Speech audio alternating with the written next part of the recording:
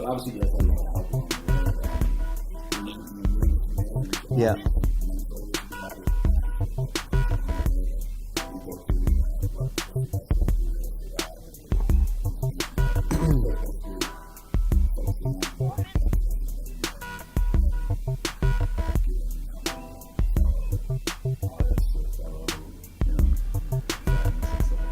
I don't know if we have there was like business people that we kind of like looked up to, and we saw them kind of like, they had a vision, and then all of a sudden it becomes kind of like reality. I mean, our group of friends, just all of us were really inspired. I mean, seeing the Rascals kind of go from where they were to touring the world, Mad Child into Swollen Members, to owning his own record label and still kind of doing his thing. And then seeing me, I looked up to G and still look up to G because of his hard work and his work ethics, and seeing him grow his clothing brand, and raise a family and have 2 kids and, own a distribution company. To me, that was always motivating, and seeing his dad continue to work and work hard. And another big one for me was Carrie and Nico opening Shambar. I met them the first week Shambar was open, and hearing their story was very inspiring for me. And you see people in your neighborhood, that are doing things. So my mentors were people that I could see and speak with and ask questions to, and and just watching the world kind of grow, seeing where the world was going. And it was like, a little bit. And I think a lot of it was just it's like if I didn't love what I did, I don't think we would be as successful as we would.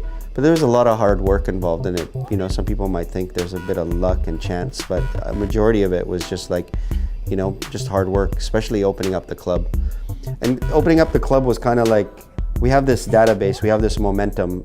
If we just stop now, it's all gone, right? So why not just take everything that we've learned and everything that we've done in the last 16 years and apply it to this project, and go all in. And I literally did go all in myself personally in every level.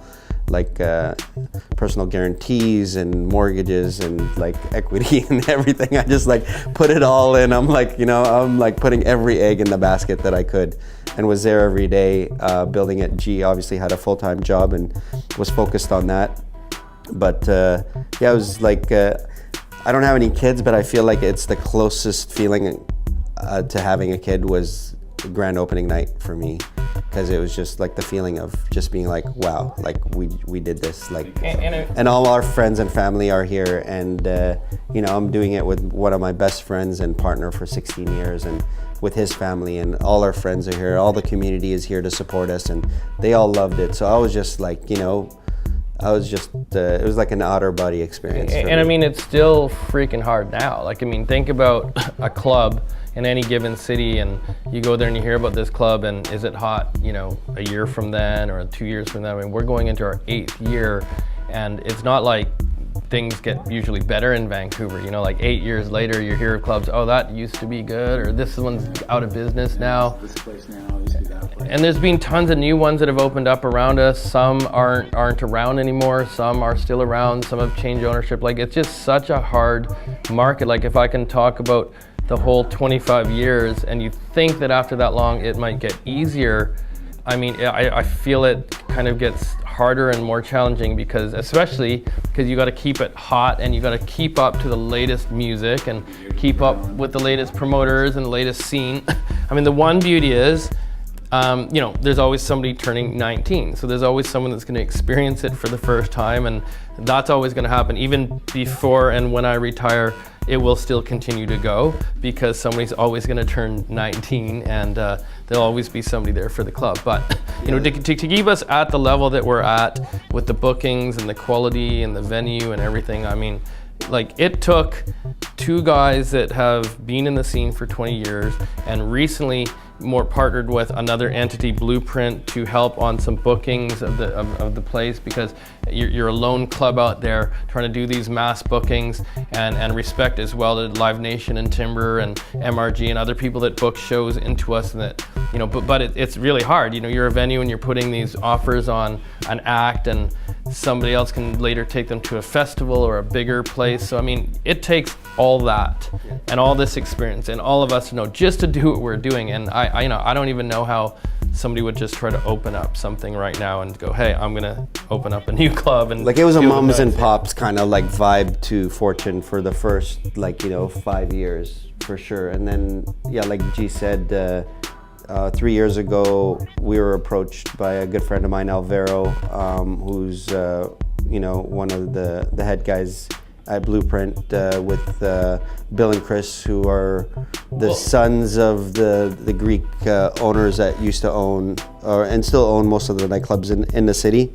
But we did El Famoso with them at the Red Lounge, so I mean it's kind of went full circle, and the only other person still promoting up till this time in these years was Alvaro, you know what I mean? Like he was the one guy that, we're still working together, you're still doing your thing, and then going back to the sons of the guy that we were originally dealing with, Bill and Chris, were like, hey, this would be great. We took over the business from their parents, you know what I mean, who built this empire, and then they took over and they grew it to another level, with EDM music and the festivals and all the club nights that they do and all the different clubs that they do. So it was kind of like a good opportunity and a good way to kind of partner up with a group that has 20-person office that's every day eating and breathing, bookings, nightclubs, dealing with the city, all these different things that it takes to kind of like run a club.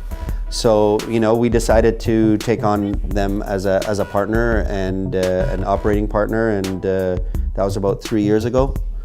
And, because my vision is still to retire at some point. So I mean, hey, you're never gonna retire, bro. It's 25 years. He's not gonna retire because now his eldest son, 15, is actually DJing, and he's got his record collection to play with, his experience and his connection and his dad's connections. Plus, he's a dope DJ. I think even if you weren't his dad and he had the skills that he had, he would still be able to get the work that that's a surreal experience right there too, because I think he played at Fortune opening for this Rich Chiga was an all ages show, and that was the first gig, but I was out of town and I saw it kind of via social media. But I think it was 2 or 3 weeks ago he had his first main stage 19 plus venue, and it was at Fortune, and I mean, to be honest, it was something that I never thought when we were doing this, because I'm doing the math and I'm thinking he's 19 in 4 more years, no, I'm not going to be doing this. But he was DJing and started DJing. He's a dope drummer and into music and making music and stuff like that. And then you just kind of see him doing this and how passionate he is. So he's sucking me back in now, because just when I want to be chilling at home, he's like, yo, let's go to the club. I'm like, nah, man. It's all good. Yeah, that I wish I was there for that night, but that was a dope thing to kind of full circle to kind of come back into it. And just see, some of our friends are like, yo, my kid's turning 19, can you get him on the list? It's I say, or in the industry they say the same age, we just get older. So it's from that 19 to 25, disposable income maybe, want to come out every week. I mean, that's the demographic that's gonna, it's that's where the longevity is kind of there. I mean, if we continue to promote to 30 and over, I don't think Fortune would be around. But at the same time, if you're bringing in some old school act that, whether it's house music or a punk rock act or Rakim, the 30, 40-year-olds will roll out and they love it. But you can do that once every 2 or 3 months. Yeah, it's like getting the babysitter, organizing, coming downtown, getting someone to drive you home. Which is something that we still want to do. We still want to bring OG acts, and I mean, people like Karis One, EPMD brought twice, Dead Prez, all these acts, they've never been to Vancouver before we brought them, and Farside, which you were bringing again, and maybe wouldn't have ever come to Vancouver if you're not putting the money on the line and going, hey, let's bring this guy, because I personally like this band, the Dead Milkmen, which was a band that I liked in high school. I had no idea if it would sell, but I loved them as punk rock back in the days, and man, these guys have got to be old. I don't know how old the crowd would be. Let's do it. We did it, and it totally sold out. I was like, holy shit, and it was great. Old high school friends came to this show and everything else. But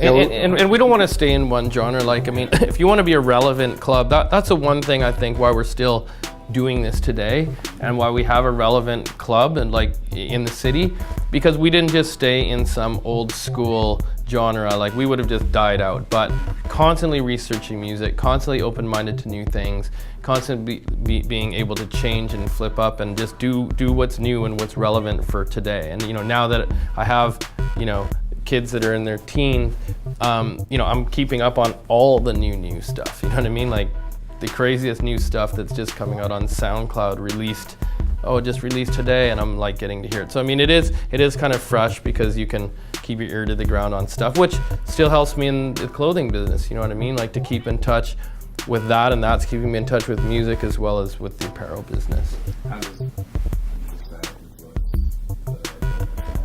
I think music and clothing has gone hand in hand, and I mean, even today more than ever. Like, I mean, if you look at brand ambassadors for half these big brands and the collaborations that are going on, if you want to take Kanye West and the Yeezys, or A$AP Rocky just signed with Under Armour, or Kendrick Lamar and this, and Pharrell and Adidas, like every single big act is signed to some sort of shoe or clothing label. It's still connected, and it was back then. You know what I mean? When Fresh Jive broke, back in the early 90s, it was the Far Side that was wearing it at that time, and that connected me to the Rascals and Mad Child and everything else. And I mean, to this day, it's kind of weird. It's kind of been there via the underground and the product placement and just people wanting to wear the gear. But I mean, now it's kind of gone a little bit more higher fashion than streetwear, but it's still all there, still very connected. You know. Yeah, it also got us in business with our business partner, Gary, who we opened up Livestock with, which is a boutique sneaker shop. I guess it's been 13 years now. We started that with Gary, who was one of my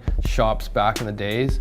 And I was into the sneaker culture from traveling around, and he was owning a skateboard shop. And at that time, he was like, man, I'm kind of wanting to move on from this and would like to start a sneaker shop. We already had the marketing and stuff. Gary didn't really know Rob at all, I don't think, but Rob's always been my partner. I'm always pretty inclusive with the partners that I have, and I said, look, we're gonna start this. You wanna be a part of this? And we started Livestock, which is now, we just opened in Winnipeg last week, and we have 2 in Toronto and 1 in Vancouver right now. Maybe more plans to open some more in the future, but it's pretty much sneakers and apparel. And you know, at the time, because I thought I was going to retire, I was from the club. I was like, well, I need something to push people to something that's kind of static and there. What if we can use the marketing of our lists and all this stuff and push them to this store? And then eventually, if I didn't do that, at least we'd have this store that was, you know. We thought maybe 4 or 5 years, and it's like that whole sneaker culture would die out maybe at some point. But we just didn't know what was gonna happen with it. But it's like you know, escalated to another level that we never imagined it to be. And then with the internet too, it's like the online ordering too. That's changed the game as well. Not as much. Well, I mean, we'll still have our brick and mortar because, you know, I think it's just extra. It's in addition to your brick and mortar. You have brick and mortar, but then you have online. So it's a nice addition to it. It's like having another store, but you don't have to pay the rent for that store. But I mean, people are still wanting the experience of retail. I mean, some retail will go away if they're not up on their game. But if you can create like a nice experience and a nice look for, you know, customer service and feel, I think those stores will survive. There might just be less down the road of the ones that are, you know, hanging on or whatever. But there's still always going to be brick and mortar. Yeah, exactly. I guess one thing just kind of to add is, I guess Alpha Moso was our first venture. Then we went into Sonar, which was Grande. And then we went Friday night at Atlantis at the time, and it was International Fridays, and then turned into SIS Fridays. And then we brought Alpha Moso back at the Chameleon for a little while, and then we did a Saturday night at the Palladium, which was called Good Times. And then from there, we ended up going to Gossip for there was Big a Up bunch of Saturdays. stuff in between too. A bunch of like little things that we kind of like did in between, but that's kind of like the transition into Fortune. So it long journey, obviously 16 years of doing parties, and then once we opened up Fortune, Garrett was responsible for the Friday night curating, and I was responsible for the Saturday night, which I went totally different. The Saturday night was called Experience, and it was like deep house and Afro and Latin, just like really eclectic kind of stuff. And I got to work with some of my favorite producers and DJs from around the world, plus work with local DJs. Sean was also one of the DJs that I had there, and a lot of the house community. So I really started to kind of hone in on more of the house community and just good quality deep house music. And and our Friday was very. Garrett could talk about the Friday. Yeah, I mean it's still going on. It's like 8 years, and we have many people that have helped and people that have helped along the way, taking the torch and keeping it moving. But it's kind of a little bit of an eclectic mix, but a little bit of hip hop, a little bit of. It can be anything really. Like that's what's keeping the night going, is we haven't really set a genre for it. It's just whatever is relevant right now in the music, and however we want to shift and tweak it along the way. Because if you start a night 8 years ago, it might not be the same type of night. But it's called Happy Ending Fridays, and it caters to basically anyone that wants the good quality music. We do art installations within the night. We do a lot of creative things. We do anything, I'm open to really any ideas for that night, and we can kind of use different rooms to do stuff if it's really left field or right field. But it's still going, which is great, because 8 years later for a club night, I think is pretty awesome to have. And I guess maybe on a final note, unless you have more questions, definitely our team and our staff at Fortune really kind of listened to our vision and heard us talking through numerous meetings about who we are as people, and what kind of vision that we had and philosophy that we had to run Fortune. Was really embraced by 3 or 4 different generations of employees that we've had there. I mean, it was like friends of friends. It was like the circle was kind of like, we hired a good group to begin with through my buddy Mike and Marlon and myself and Garrett. So it was like all the different people that we kind of knew that kind of got it, and some people we worked with before. But it was a lot of like training, a lot of taking people aside, through just like communication, compassion, giving people chances, and then you find out like who's a good fit and who isn't. But we've been really lucky with the staff that we've been. There's definitely a few staff that are there from the day one still, which is amazing, because if you think of 9 years into the game, that's a long time. Like however old you were, you're 9 years older. So that's pretty cool. I mean, not expecting that. We always know that people will come and go within it too, because maybe they've also had other careers, whether it's wanting to be into acting or wanting to be into music, or they're artists. But I mean, we're looking for certain people that fit the culture and our vision of what we want to do.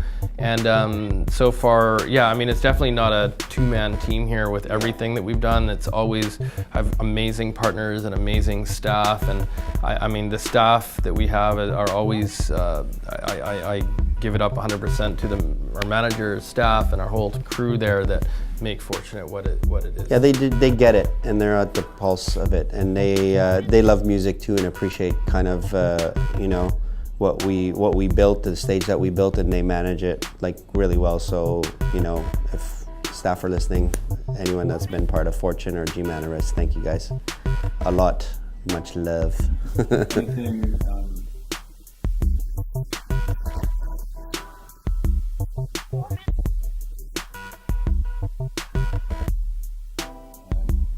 Man, I kind of don't really like to live a life of regrets. Well, I mean, it's all a learning curve, right? Whatever, good or bad, you kind of like take it and try to make the best out of it. I'm pretty much an optimist, so. Yeah, I mean, it kind of took those 15, 16 years of experience to get to the club. And I mean, I could say, oh, why didn't we do that earlier? But I mean, we couldn't have, because like I already had a business that I was growing, and just the timing wasn't right. So, I mean, it just was meant to happen the way it was. Everything did happen organically, and it just felt like everything happen in its stages the right way. Maybe invest in more tech. I mean, I guess the like regrets 20 years would ago, be buying more shit in Chinatown or these places like 20 years ago. Yeah, buying more land, obviously in Vancouver. Yeah, like that would have been, like, not saying that it's a regret. I was actually lucky enough to be able to, pick up some property back in the day. Maybe I wouldn't have done any of this and just bought a piece of land and have to get to sit there and just not work at all, and then it makes money, where this is a grind, like you're working 24/7. So for me, probably just buy real estate, put my money in that, but it wouldn't have been as colorful or as exciting. Yes, I wouldn't be able to because tell we have so story. many great stories of just like, you get to meet your heroes, and you get to meet people that you listen to and love, and they, like with me, changed my easy. For me, it was Rakim. I grew up listening to him. He was one of the best rappers in the game, and I think still up there for me. I lost my dad when I was 16, so I kind of looked at hip hop as kind of like that mentor. I would listen to conscious rap, East Coast rap mostly, and these guys would just say things to me that I felt like it was like some sort of guidance. They would tell you books to read. They would tell you, they were poetic. It was back when, not saying that rap isn't poetic now. There's a few guys that are doing it, but it was just conscious rap. So to kind of like grow up listening to his music, and get the chance to host him at Fortune, and he doesn't fly, so he had to get there with a vehicle, like just drive up. I guess he's got a fear a little bit of flying. And I had met him at one of the B-Boy or one of the summits back in the day in San Diego, and I have a photo of him, like total baby face, right? And then for him to kind of like come to Fortune, blown away, do the show, and then hang out with him after in my office and just tell him the impact he's had on me as a kid and now as an adult, and tell him the story of kind of like, how I got to where I am today, and, hang out with him till 5, 6 in the morning, just sharing kind of like stories and just kicking it with him, and blowing him away with some of the stories or the impact that he's had. So I guess some of these guys, when they write these lyrics, and they don't realize the impact they have on people that listen to it, or maybe that recite it or memorize these lyrics. That's why you do it. Yeah, maybe at the time they don't know what the impact it's going to have on society or the people that listen to it. So I could see it in his eyes, when I was like, dude, you were a big part of me, transitioning into adulthood in a sense, or transitioning into a man when maybe there wasn't good male role models around me. So I kind of looked to kind of hip hop for that, and my crew and my friends, that was kind of like my family at the time. So hip hop just played a big part of my life, and just more the culture of hip hop kind of is what I respected the most, and still do to this day. So I feel like in today's world it's lacking a bit. So when you get a chance to kind of meet these idols and these heroes of yours, it's a good feeling, man. Yeah, and that's just one story out of many, but that's probably one of my definite highlights for me. Yeah. Oh man, I mean, there's just too many stories to mention. I could talk about Wu-Tang Clan performing, or the night that we had this gay night takeover, but it was the Drummer Boy Fest with the buttless chops and crazy mustaches and guys cutting off wax with a butcher knife onto people's chest with a big hard-on walking through. I can talk about these deep stories, but I mean, I wasn't there for that part either. He wasn't there for that. But I think really it's just all the little parts, of just connecting with people. Maybe it's a birthday or just little moments that would happen on stage with, certain mixes or certain DJs that would come, or certain acts. There's just so many little things that you can think of. Yeah, the Rascal reunion was awesome to be able to host our crew, and then have the mayor kind of show up because he was a fan of the Rascals. Was super dope, because it was just all of us growing up together, and then all of us being in the same room without anyone telling us what to do, in a sense. We were able to conduct our business any which way we felt was necessary. And I think like, it's a great feeling to have that. I mean, you still have regulations and bylaws and rules from city and police and liquor inspectors, but at the same time, it's like, you know, you get to curate and you get to kind of create your own environment, which is, you know, that freedom is a beautiful thing to have. Well, that's cool.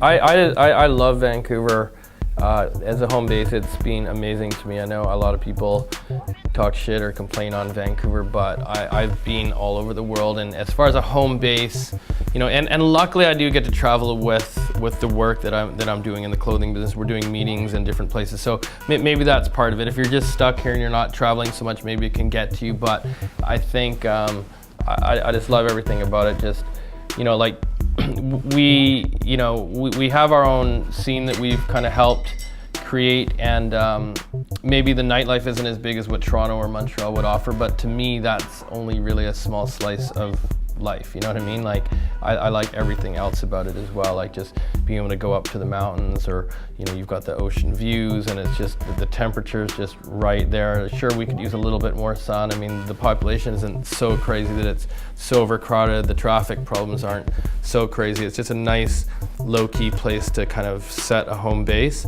But I get it, if you're trying to hustle and you're in the music industry and maybe you think you're better based out in Toronto, or if you're an artist trying to do something, maybe you're better in New York or LA or whatever. But for me personally, I've been able to kind of make it all happen here, and you know, get to travel a little bit around, and yeah, so as far as Vancouver goes, I'm a big fan of the city. Yeah, I agree with G. I'm a big fan of the city. I always have been. It's been nothing but good to me, Canada in general. I mean, I left Lebanon when I was 8, a war-torn country, and you know, Canada really embraced my family and gave me an opportunity that all my family back in Lebanon never had. So yeah, just having a lot of diversity, which I really like, and getting to know a lot of different cultures and races, and I don't really feel a lot of racism here. I haven't been exposed to it too much, which is a beautiful thing considering what's happening in the world, and what's happening, you know, to our neighbors down south.